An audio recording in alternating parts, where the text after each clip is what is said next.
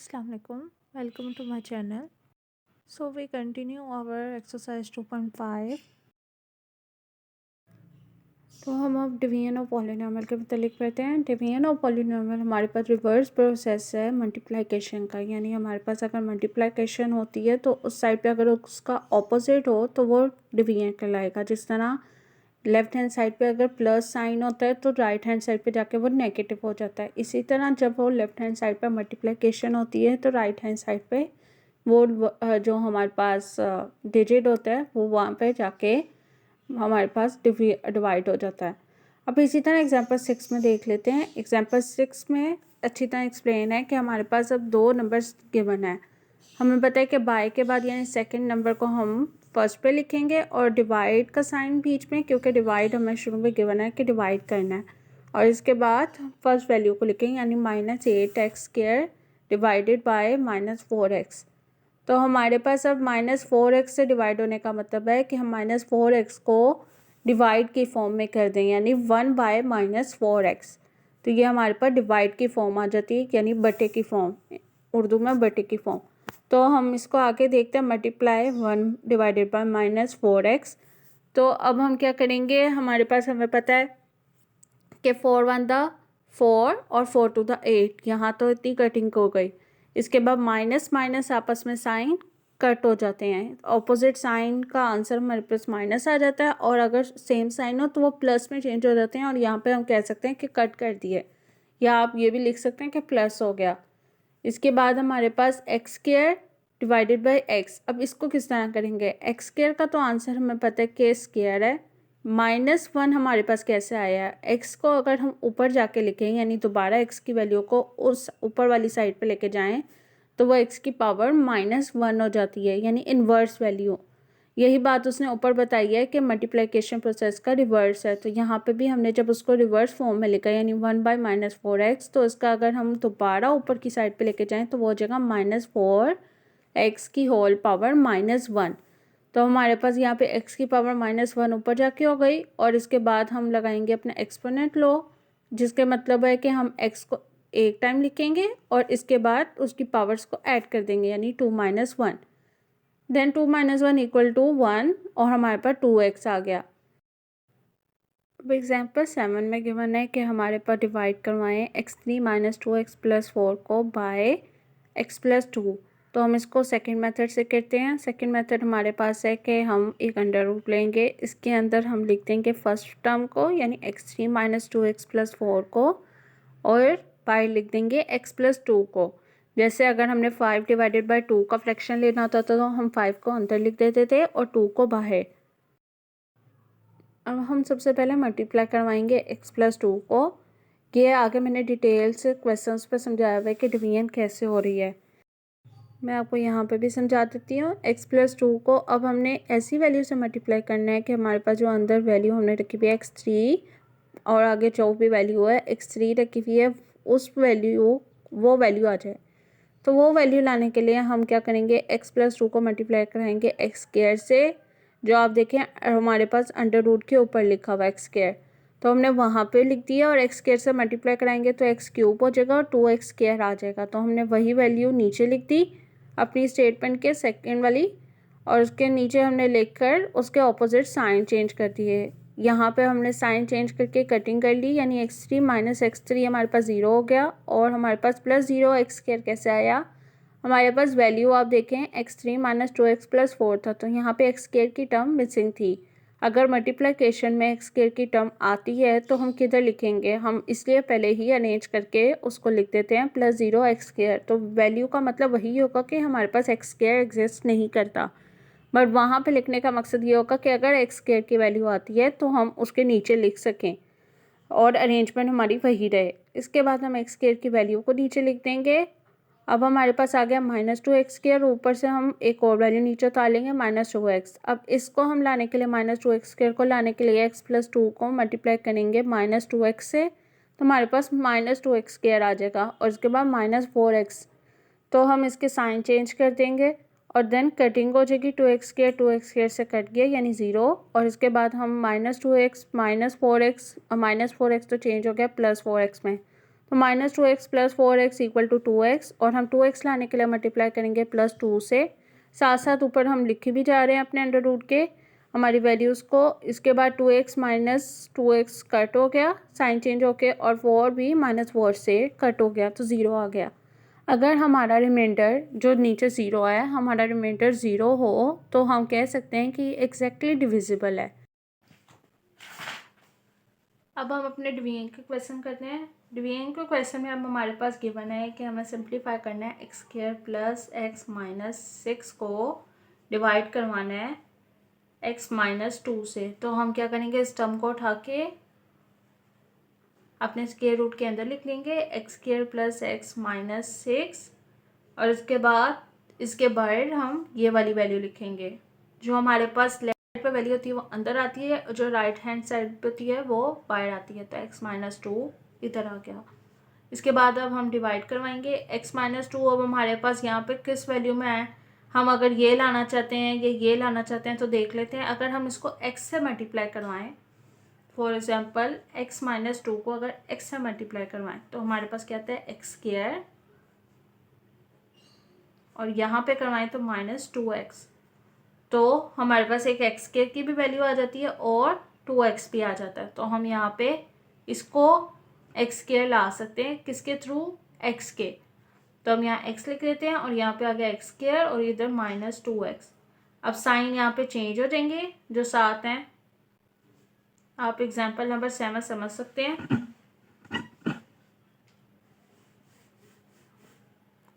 अब इसके बाद हम क्या करेंगे, अब कटिंग हो रही है, प्लस माइनस यानी ये आपस में कट हो जाएगा, और ये हमारे पास इसका जो आंसर आएगा वो होगा 3x, और नीचे हम -6 उतार लेंगे। अब 3x - 6 लाने के लिए क्या करेंगे, अगर हम इसे पूरी वैल्यू को 3 से मल्टीप्लाई कराएं तो हमारे पास क्या आता है 3x, और मैं आपको करके भी दिखा देती हूँ। 3 से मल्टीप्लाई कराएं तो 3x - 3⁻6। तो क्या ये पूरी वैल्यू आ गई। तो जब हमारे पास साइन चेंज होंगे तो ये भी कट हो जाएगा, ये भी कट, तो 0 आ जाएगा, और यहाँ पे हमने जो +3 से मल्टीप्लाई करवाया था तो हमारे पास +3 आ जाएगा। यानी हमारे पास जो आंसर है वो इक्वल है x + 3 के, जिसको हम रिमाइंडर भी कहते हैं। तो आप रिमाइंडर भी लिख सकते हैं, आंसर भी लिख सकते हैं।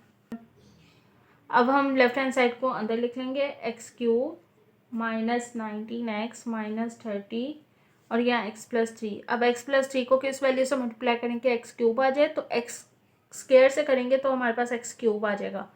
अब आप उससे पहले ये देख लेंगे, हमारे पास ये x³ है, ये x है, तो इनके दरम्यान x² भी मिसिंग है।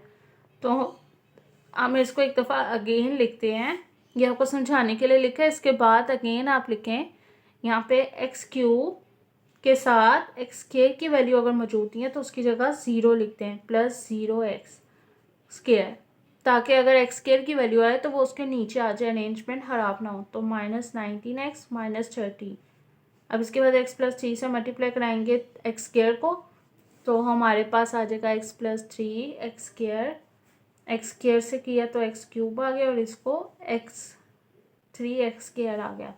तो हम यहाँ पे पुट कर देते हैं x³ + 3x², साइन चेंज हो जाएंगे, कट, एंड हमारे पास आ जाएगा -3x², और यहाँ पे -19x। अब यहाँ पे किस वैल्यू को मल्टीप्लाई कराएंगे, ये 3x² आ जाएगा पॉजिटिव में, नेगेटिव में, क्योंकि नेगेटिव वैल्यू चाहिए होगी, इसके बाद वो पॉजिटिव में चेंज होगी। तो हम अगर -3x से मल्टीप्लाई करवाएं, यानी x + 3 को अगर -3x से मल्टीप्लाई करें तो आ जाएगा -3x², और इससे करवाएंगे तो -3 × 9x। तो यहाँ पे हमारे पास आ गया -9x - 3x²। तो हम जिसे मल्टीप्लाई करा रहे हैं वो भी साथ साथ लिख लेते हैं ऊपर। इसके बाद हमारे पास ये प्लस में चेंज हो गया, और ये भी प्लस में, तो ये कट, और हमारे पास 19 माइनस और प्लस का साइन, यानी माइनस प्लस माइनस हो रहा है, तो माइनस कर लेते हैं पहले। 19 - 9 10x हो गया, और बड़ी वैल्यू के साथ जो साइन है वो लिख लेंगे, यानी माइनस आ गया। इसके बाद -30। अब x + 3 को किससे मल्टीप्लाई करेंगे कि हमारे पास 10 आ जाए, -10, तो हम -10 से मल्टीप्लाई करवाएंगे तो हमारे पास आ जाएगा -10x और इधर -30। तो यहाँ पे वैल्यूज पुट कर देते हैं, -10x और साइन चेंज, तो दोनों कट हो गए और नीचे 0 आ गया। अब आप कटिंग भी करना चाहते हैं तो कर सकते हैं, वरना आप डायरेक्ट इसको 0 नीचे लिख लें तब भी ठीक है। यानी इसकी वैल्यू को अगर कट किए बगैर भी आप नीचे लिखना स्टार्ट कर देते हैं तो इट्स ओके। और ऊपर हमारे पास यहाँ पे आ गया -10, तो हमारे पास रिमाइंडर आया x² - 3x - 10। अब हम वैसे ही अपना सवाल लिख लेंगे, लेफ्ट हैंड साइड को अंदर और राइट हैंड साइड को बाहर। अब x - y को अगर x³ - y³ से करवाते हैं डिवाइड तो हमारे पास क्या आएगा। सबसे पहले देखेंगे x - y को x³ लाने के लिए क्या करेंगे, x² से मल्टीप्लाई करवाएंगे तो x³ आ जाएगा, तो x² y आ गया। अब यहाँ पे लिख लेंगे x³ और हमारे पास बाहर आ जाएगा x² y, plus minus cutting, then हमारे पास आ गया y³ - x² y। अब ऊपर x² भी लिखते हैं। इसके बाद हमने अगर y³ लाना है तो हम क्या करेंगे, -y³ लाना है तो हम इसको -y प्लस y² से करेंगे, क्योंकि हमारे पास प्लस माइनस माइनस आ जाना है। तो y³ आ जाएगा और यहाँ पे xy² आ जाएगा। तो यहाँ पे आ गया +xy² और यहाँ आ गया -y³। साइन चेंज हो जाएंगे और ये कटिंग हो जाएगी। इसके बाद हमारे पास आ जाएगा -xy - xy²। तो अब इसको अगर हमने सॉल्व करना है तो हम क्या करेंगे, हमारे पास अब समझे कि x - y है, तो xy लाने के लिए अगर हम इसको xy से ही मल्टीप्लाई करा दें तो हमारे पास क्या आ जाएगा, x² y, और देन इसको मल्टीप्लाई करवाएं तो हमारे पास क्या आ जाएगा, x² y, और इसको करवाएंगे तो हमारे पास -xy² आ जाएगा। तो हम अगर इसकी वैल्यूज लिखे, हमारे पास अब यहाँ पे माइनस नहीं है, ये ऊपर साइन चेंज नहीं हुआ, माइनस प्लस माइनस, तो यहाँ पे प्लस आना था, तो इस तरह यहाँ पे प्लस आ जाएगा। अब इसको मल्टीप्लाई करके हमारे पास आ गया x² y - xy², तो ये दोनों के साइन चेंज हो जाएंगे और ये कटिंग और 0 यहाँ पे आ जाएगा x², फिर हमने किया था y² से मल्टीप्लाई और देन xy से, तो हमारे पास आ गया रिमाइंडर, यानी इस तरह रिमाइंडर इक्वल है x² + y² + xy के। तो ये हमारे पास आंसर है।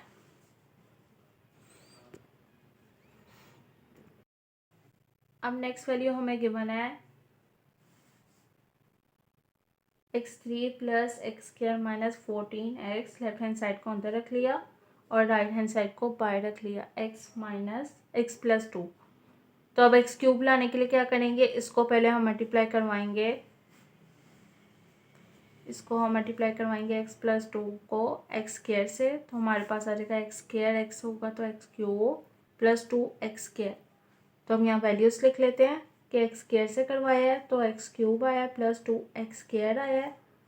इसके बाद ये कटिंग हो गई, साइन चेंज होके, और यहाँ पे आ गया माइनस साइन बड़ा था तो नीचे आ गया, और प्लस माइनस का फंक्शन परफॉर्म होकर -x² आ गया और हमारे पास बाकी वैल्यू आ गई। आप चाहे तो सारी भी उतार सकते हैं, आप चाहे तो बारी बारी अपनी मर्जी से भी उतार सकते हैं कि आपको जितनी वैल्यू चाहिए। तो इसके बाद x² - 14x आ गया। अब मैं यहाँ पे अगर लाना है x + 2 को मल्टीप्लाई करवाना है ऐसी वैल्यू से कि x² आ जाए, तो -x से अगर करवाऊँ तो -x² आ जाएगा और इधर -2x आ जाएगा, दोबारा -x और यहाँ पे लिख लेंगे -x² - 2x, साइन चेंज हो गए, कटिंग, माइनस प्लस माइनस का फंक्शन परफॉर्म हो रहा है और माइनस साइन ग्रेटर वैल्यू के साथ जो है वो आ जाएगा, तो लार्जर वैल्यू के साथ जो साइन है वो भी आ जाएगा और माइनस का फंक्शन परफॉर्म होकर 12x आ जाएगा। इसके बाद हमें गिवन है कि अगर हमने लाना है -12x - 24, तो हम क्या करें, तो हम ऐसी वैल्यू से मल्टीप्लाई करवाना है जो हमारे पास ले आए ये वैल्यू। तो x + 2 को अगर हम मल्टीप्लाई कराएं -12 से तो हमारे पास आता है -12x और यहाँ पे आ जाएगा -24। तो हम -12 से करवाते हैं और यहाँ आ गया -12x -24 sign change answer 0 and our remainder is x square minus x minus 12. So remainder equal x square minus x minus 12. That is our answer. अब अगर हमारे पास क्वेश्चन नंबर 9 में कहा गया है, तो क्वेश्चन नंबर 9 में कहा गया है कि हमें वो नंबर फाइंड करना है जो एग्जैक्टली डिविजिबल बना दे हमारी इक्वेशन को।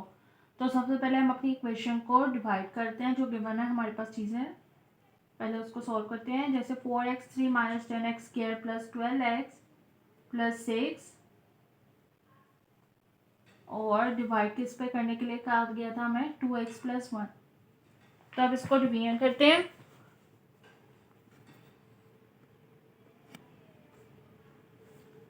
अब हमारे पास डिवीजन के लिए क्या गिवन है कि 2x प्लस 1 को हमने क्या बनाना है 4x क्यूब। तो किस तरह बनेगा, अगर हम 2x स्क्वायर से मल्टीप्लाई करवा दें तो ये हमारे पास आ जाता है 4x cube plus 2x square. Values put कर देते हैं, 4x क्यूब ऊपर 2x स्क्वायर से करवाया था और इसके बाद प्लस 2x स्क्वायर। तो अब साइन चेंज कर देते हैं, ये कट हो गए और जो हमारे पास लेफ्ट है वो है -12x स्क्वायर और 12x। अब 12x स्क्वायर बनाने के लिए हम क्या करेंगे, 2x प्लस 1 को मल्टीप्लाई करवाएंगे 6x से और माइनस भी साइन लाना है तो -6x। तो ये हो जाएगा -12x और ये -6x। तो यहाँ पे आ गया -12। अब यहाँ स्क्वायर भी था तो हम इसको स्क्वायर लिखेंगे, -12x स्क्वायर और यहाँ पे आ जाएगा -6x। यहाँ गया प्लस प्लस, ये कट हो गया और ये हमारे पास आंसर आ गया 18x। अब इसके बाद +6 को नीचे उतार लेते हैं। अब 18x बनाने के लिए हम क्या करेंगे, हमारे पास वैल्यू है 2x प्लस 1, इसको 18 बनाने के लिए हम 9 से करेंगे मल्टीप्लाई। x तो ऑलरेडी है तो 9 to the 18 x plus 9 one the 9। तो हमारे पास आ जाएगा 18x प्लस 9 साइन चेंज और यहाँ पे आ गया -3। तो अगर हमने रिमाइंडर को एग्जैक्टली 0, क्योंकि हमें कहा गया कि एग्जैक्टली डिविजिबल हो, तो एग्जैक्टली डिविजिबल का मतलब होता है कि इक्वल टू 0 हो रिमाइंडर। तो अगर हमारे पास रिमाइंडर इसके इक्वल है -3 के, तो इसमें क्या ऐड करेंगे तो हमारे पास +3 आ जाए। तो हम इसमें क्या ऐड करेंगे कि हमारे पास 0 आंसर आ जाए। तो हमें पता है -3 का ऑपोजिट +3 ऐड करेंगे तो 0 आ जाएगा। तो आप नीचे लिख सकते हैं we should add +3 to make exactly divisible equation. That's it.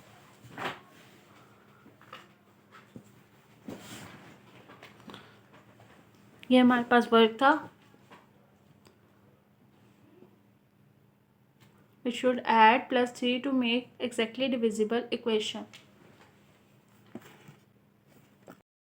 Next हमें गिवन है कि हमें p की वैल्यू फाइंड करनी है, तो हम अपनी गिवन वैल्यूज से पहले डिविजिबल बना लेते हैं उसको। अब नेक्स्ट हमें गिवन है कि p की वैल्यू फाइंड करें ताकि हमारा एग्जैक्टली डिविजिबल हो जाए। तो हमारे पास वैल्यूज जो गिवन है पहले वो लिख लेते हैं, 3x cube -7x square -9x plus p। अब इसको डिवाइड किस पे करवा रहे हैं, x -3। तो अब x -3 पे डिवीजन करवाते हैं।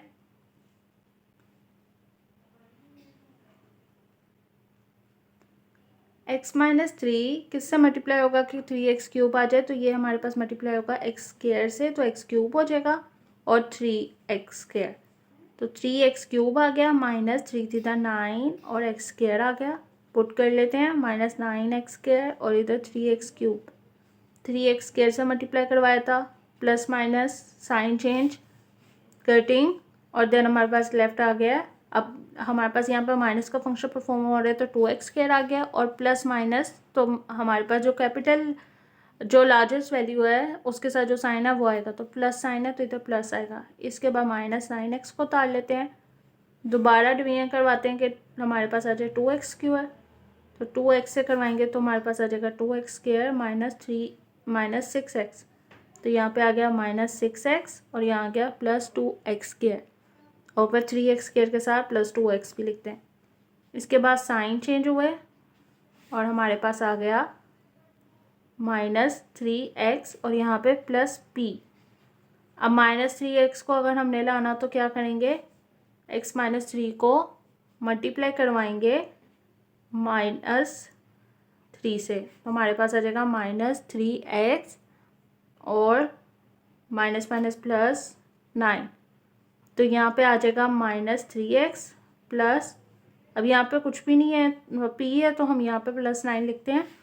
ये भी कट हो गया, उसका साइन चेंज हो गया, हमारे पास नीचे आ गया p - 9 और यहाँ पर वैल्यू भी लिख लेते हैं। अब हमारे पास p - 9 आया। हमारे रिमाइंडर को एग्जैक्टली डिविजिबल बनाने के लिए हम क्या करेंगे, r को इक्वल टू 0 ले लेंगे। अब रिमाइंडर क्या आया, p - 9 इक्वल टू 0। तो p - 9 हमारे पास किसके इक्वल होता है,